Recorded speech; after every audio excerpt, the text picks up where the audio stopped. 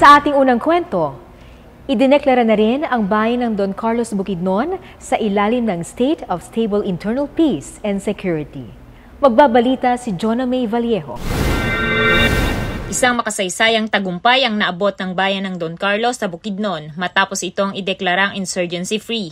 Ito ay sa bisa ng Sangguniang Bayan Resolution No. 001 Series of 2025. Ginanap ang ceremonial proclamation of stable internal peace and security noong Pebrero 25, 2025 sa Municipal Gymnasium ng Barangay Poblacion. Ayon kay Bukidnon Governor Rogelio Neil Roque, ang deklarasyong ito ay magbubukas ng mas maraming oportunidad para sa bayan. With this accomplishment, he allied hope to the rest of the province and catalyst for future progress.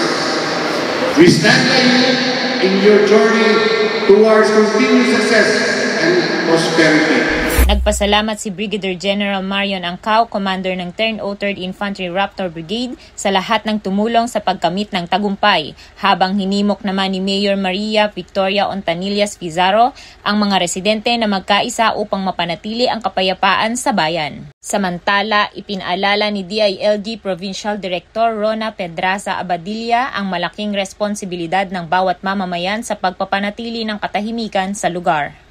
Dumalo sa seremonya ang iba't ibang opisyal mula sa Philippine National Police, Armed Forces of the Philippines, Bureau of Fire and Protection, local government units, sektor ng negosyo, kabataan at indigenous people communities. Una rito, pinangunahan ng 48th Infantry Guardians Battalion, Philippine Army, 2nd Bukidnon Police Mobile Force Company at Don Carlos Municipal Police Station ang masusing pagsusuri at rekomendasyon na maideklarang insurgency-free ang Don Carlos.